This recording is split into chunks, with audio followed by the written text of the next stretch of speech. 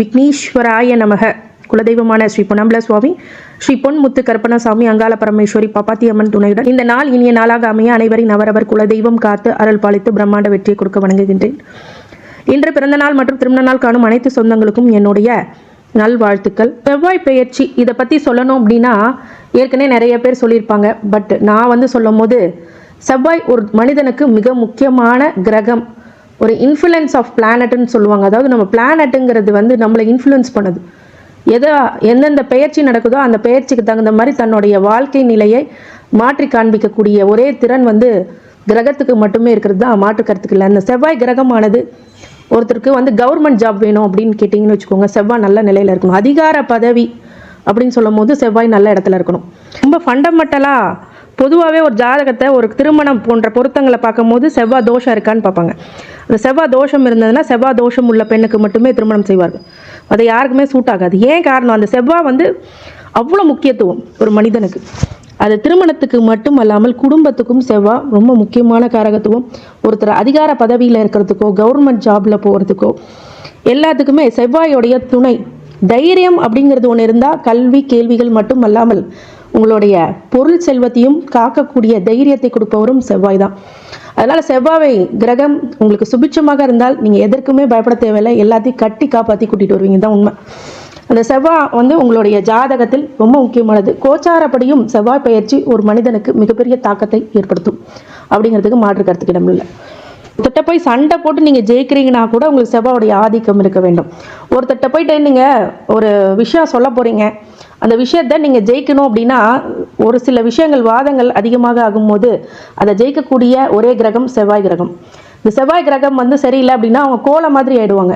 எடுத்துக்கு கூறக்கூடிய மனநிலையில் இருக்க மாட்டாங்க, இதுதான் உண்மை.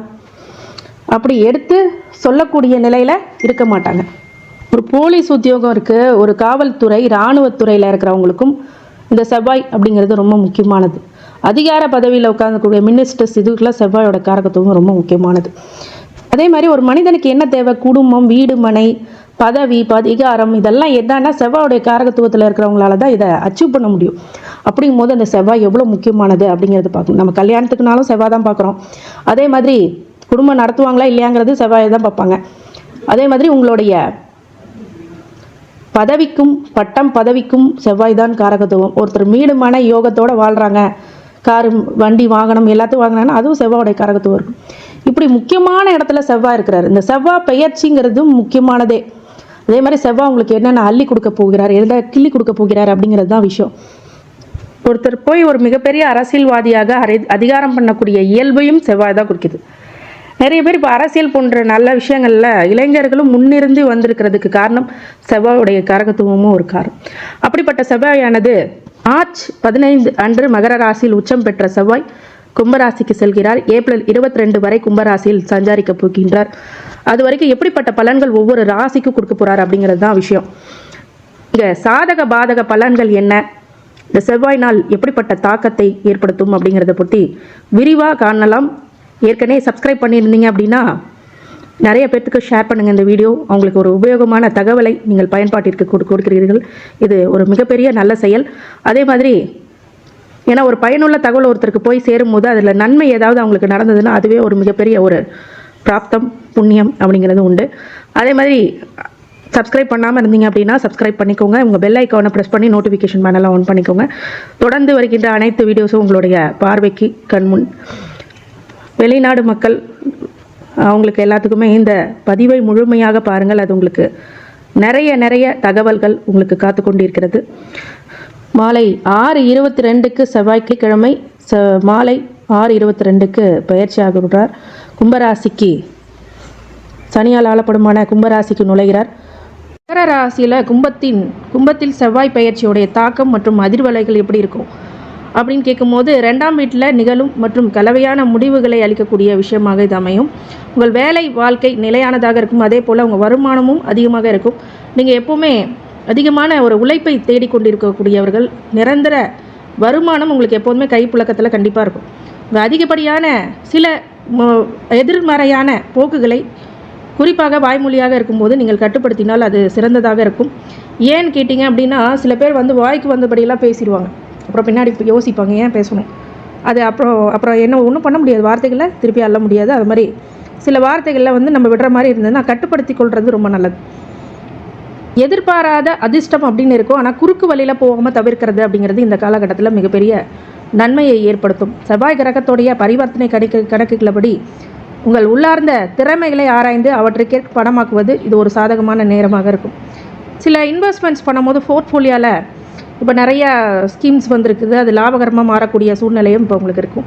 எனவே சில இடைக்கால லாபத்தை முன்பதிவு செய்கிறது ரொம்ப புத்திசாலித்தனம் அப்படின்னு சொல்லலாம்.